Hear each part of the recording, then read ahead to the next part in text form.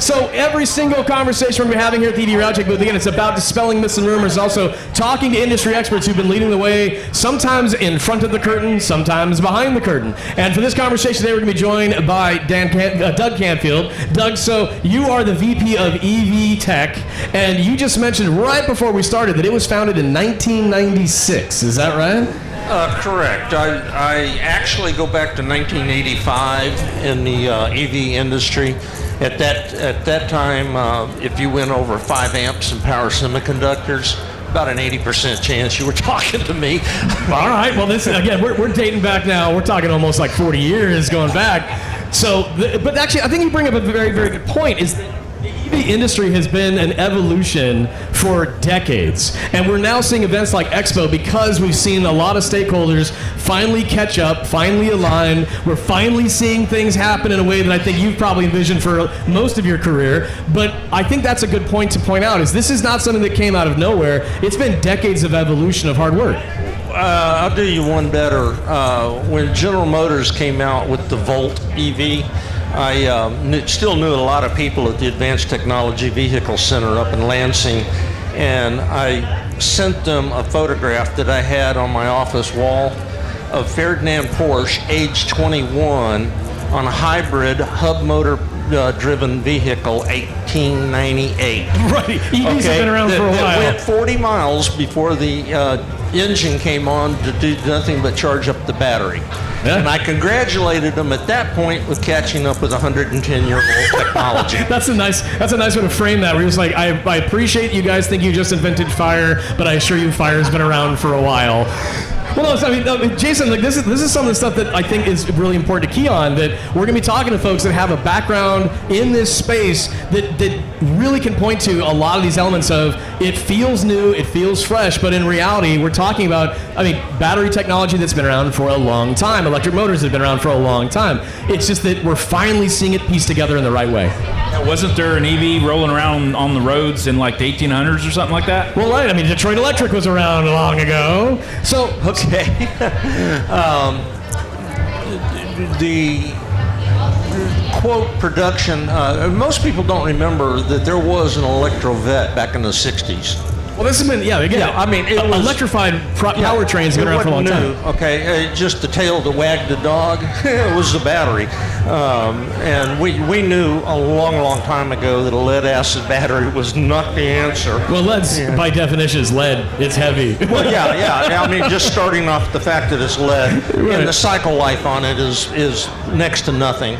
Well, and you bring up a great point. When I was first tuning on cars, wrenching on cars about 20, 30 years ago, I'm in my garage as a kid, and I'm wrenching on the car I've got. I put a turbo kit on it. I was into that market, and my dad, who's an engineer, walks out. We're talking in the garage, and this was a seed planted in my mind over 25 years ago. He said, in your lifetime, whoever makes the best battery is going to win.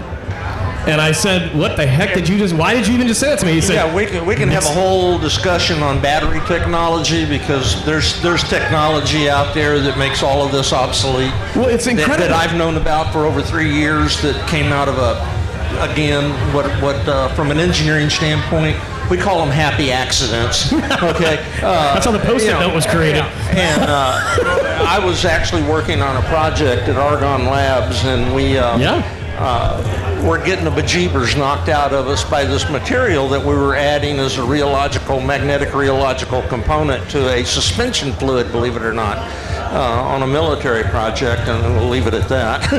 I was going to say, Doug, the last thing we need right now is for you to get hauled off in handcuffs for being too honest about something. Those guys, but it was funny because the 3 people that were working on that particular project was Dr. Choi, who used to be with A123 Batteries. He's since passed away. Yeah. And a guy named Milo Friesen, which is a god of magnetics. And me, with a strong background and ran the lab for EV batteries for the Department of Energy for a couple of years. And, we're sitting there going, just how much power is in that? And come to find out, after building a little test cell, let's just put it this way, it was 10 to the 6 greater energy density than any battery technology out there today. And that phrase you just said, though, is something that's so important. Energy density, as it relates to the cell, as it relates to the pack. One of the things that comes up all the time by people looking at EVs is, okay, how far does this thing go? How far does this thing go? And right now... That's the number one question that consumers, fleet operators, you name it, the first thing they want to know is how far does it go? Yeah. What's the second question? How fast does it take to charge? There you go. There you go. Those are the two questions that you're going to hear over and over and over and over. And that's to that point. If you rewind, let's say 10 years, then you're looking at, okay, where were we on what was considered fast charging and good range? We had fast charging of 50 kilowatt. We had range of, let's say, a Leaf going like 70 miles or something like that. 70 to 115, yeah. Right over 100. And you had this other company on the side kind of saying, I think we can do it a little bit better, and that being Tesla, but they were working their way into that mainstream narrative. That's 10 years ago. You rewind 5 years, fast charging was like 150 kilowatts, and range was like 200 miles. You get to right now, we've got vehicles that are fast charging at 250, 300 kilowatts. You've got cars that are going 300, 400 miles of range. And what we've seen... And don't forget trucks. Well, that's, again, and the trucks being... This gets to that energy density point, though, is we've got these trucks in market that are going 500 miles on a charge, but the batteries are required in those to be very big because that energy density on that mass market battery is still not what you're describing you saw in a lab, but the fact remains is it's advanced so extensively in the last 10 years. Well, there's another feature to all of this. As I said earlier, the tail that wags the dog has always been the battery in electrics, okay? That's the number one thing. Over 25 years ago, we were sitting there working with Electric Power Research Institute,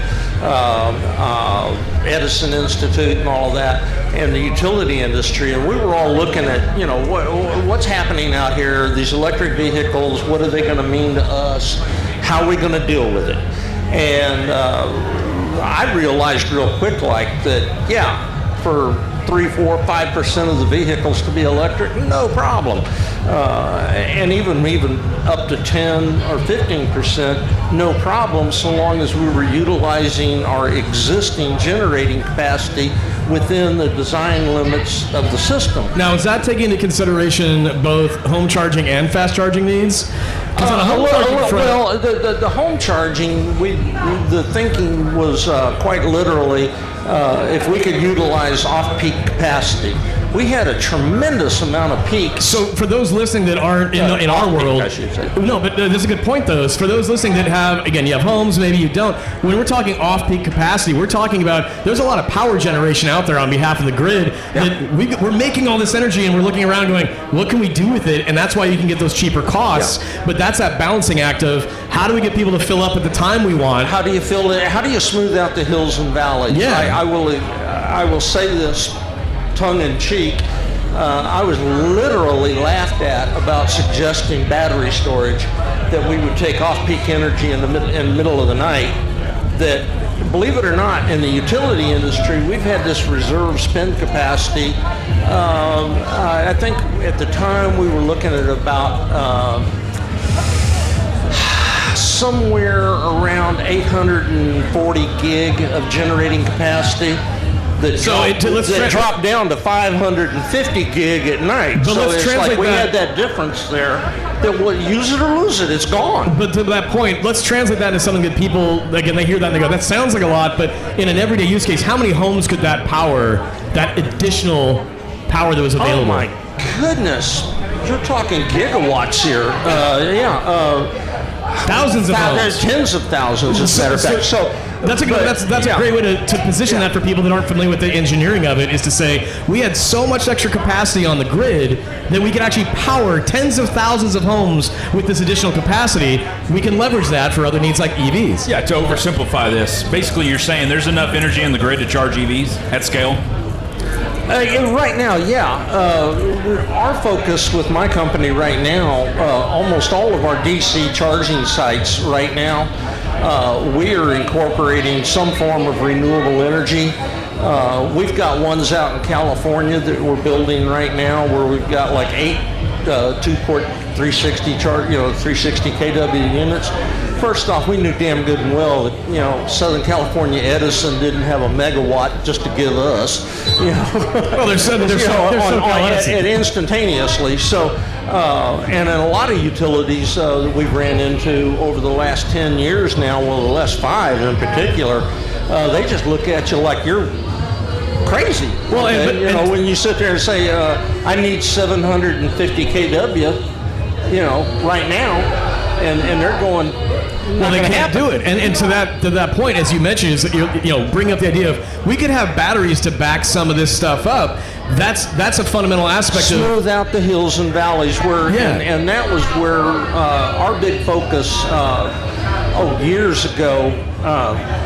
The thing that I realized and the company realized was that when it gets down to the chargers, okay, a charger. They all do the same thing. They all use the same protocol. Okay? So what's the difference between one charger and the next? Well, you can speak to this at length. I mean, that's, again, it comes down to software, hardware design, things that can fail, the handshake of the car. Features, operations, and compatibility with the site. So we realized that we didn't want to fall into the same thing as they did with the computer industry, right? Everybody, saw computers coming and all of that. And what happens? You wind up with these stores, we call them the big box, whatever. What do? You want a computer? Here, have a box. Well, they wanted to sell a box, right? To that point, application specific is what I'm getting to. Right, and I think that's important to think about the fact that a lot of these OEMs, when they were building out these EVs in the last 10 years, they were told, hey, you got to build cars that have big batteries in them. And they said, okay, we can do that. They started putting big batteries in them. They started using, what was this, what's the plug we put on it? The engineers decided that's the plug design to use. They went, okay. And then if you rewind 8 years ago, for example, when the Bolt came out from Chevrolet, and Mary Barra, the CEO of GM, was asked, what's your plan for infrastructure to help support your drivers? And at the time, her response was, we don't do that. We've always relied on the fossil fuels to make out the infrastructure, and that's not something we do. But that was 7-8 years ago. You fast forward to today, automakers are becoming far more invested in the life cycle of these products to really do a better job of connecting the dots that you're talking about. Well, I personally have some early prototypes of lithium iron phosphate batteries we worked on with Dr. Goodenough and the team down here in Texas. And those batteries are just as good today. They might have about 5 to 7% loss in ampere capacity, but as far as that's concerned, that's nothing, okay? So that chemistry you're talking about is what has made its way into so many EVs that are now on the market.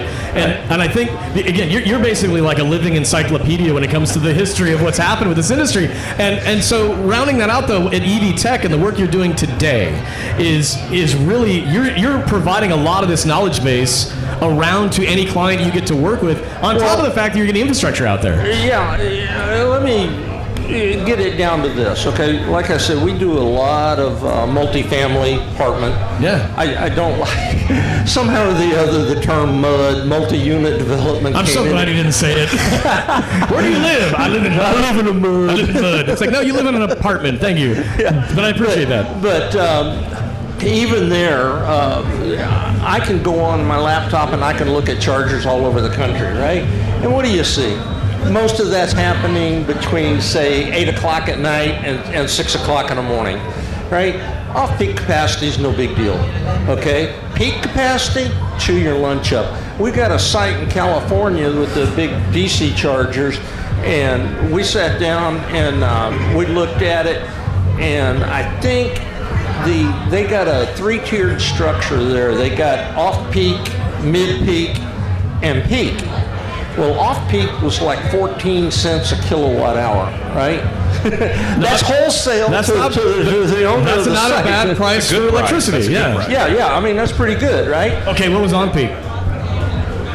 On-peak? 60? 63 cents. and so we sat there and I said, okay, this is a no-brainer.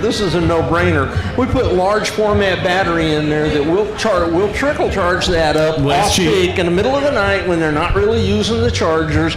And then what we're going to do is we'll little bit through the mid-peak, but during the peak hours when it starts, leverage the battery. Yeah, we sit there and we're going to the battery to augment that so that we're lowering that down, right? How low? For what comes through the meter? How low could you get the price? How low could you get the price from 60 to what? Well, I mean, not specific, you're but just in asking a generalizations. specific, but all I can say is that this is equivalent to printing money.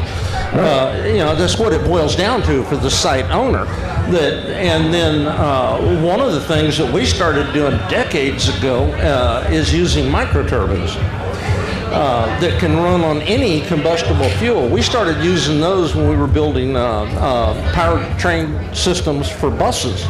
Transit buses.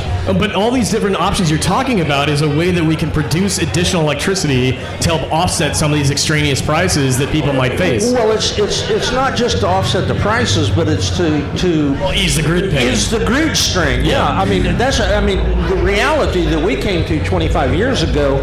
They're just plain pure and simple was not enough energy out there from noon until 9 o'clock at night and this to support electric vehicles. This is so fundamental because one of the things that is important to drivers, if you're driving a gas car today, you went and got gas, it's kind of how it's always been. The price might fluctuate day to day, week to week, but with an electric car, you could show up at a fast charging station after 8 p.m., and at that station, it might cost you $15 to fill up. But aside from that, if you came at noon, it might cost you double that or triple that. Oh yeah, and that's with a driver needs to do it. Because all these chargers, or they better have it, peak demand. They don't have that at all. We got a question. Got a question, sir.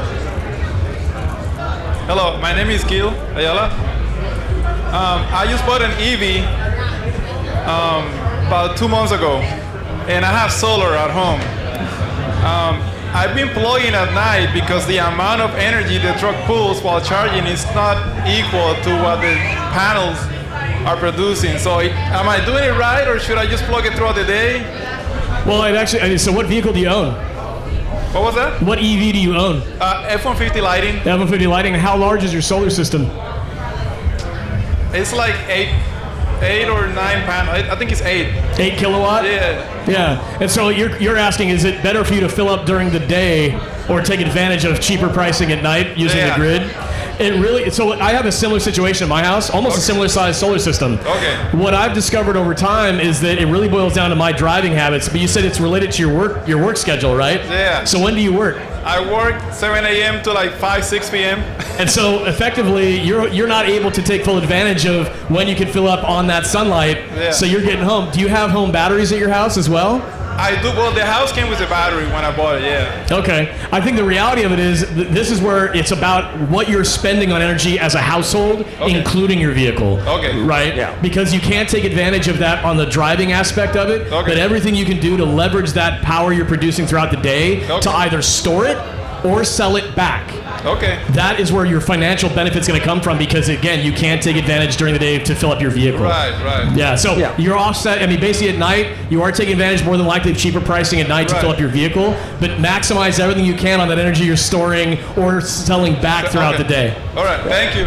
Yeah, no problem. Did I answer that right, Jason? That sounds more than right. I gotta be honest, I blacked out. I don't know if that's exactly what you No, but so kind of it's true though. It's an aggregate algebraic add, I guess, is what I'm trying to say.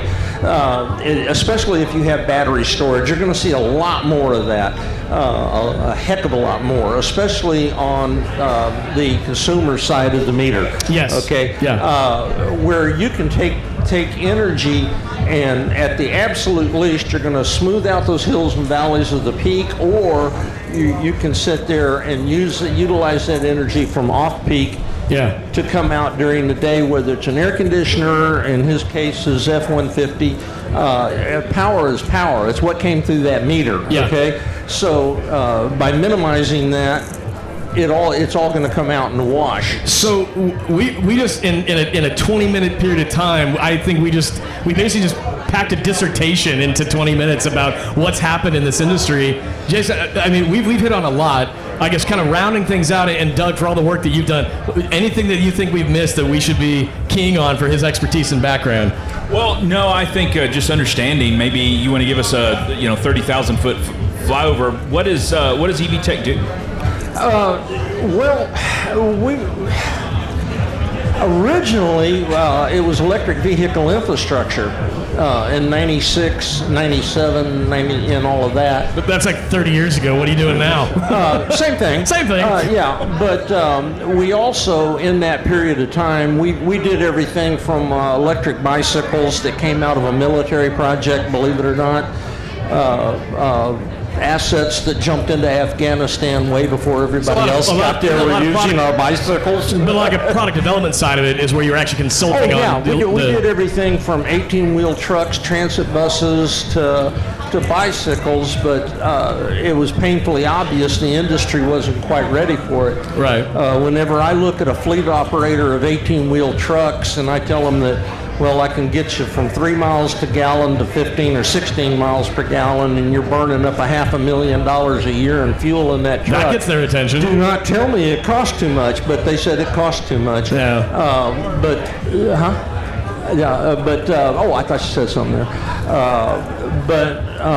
About 5 years ago, we sat there and definitely saw the writing on the wall with all of our contacts in the automotive industry. I'm one of the few people that had the privilege of walking in and out of doors from everything from BYD, Toyota, Honda, Kia, Hyundai, BMW, Volkswagen, you name it, Ford, General Motors. Been there at all of them at one point or another. It was hilarious whenever we had an Earth Day show. About 5-6 years ago when they brought the i3 out. Oh, wow. That's even longer than 5-6 years. Yeah, at Fair Park in Dallas. It was a pretty big event. And we had chargers out there for 56 Teslas.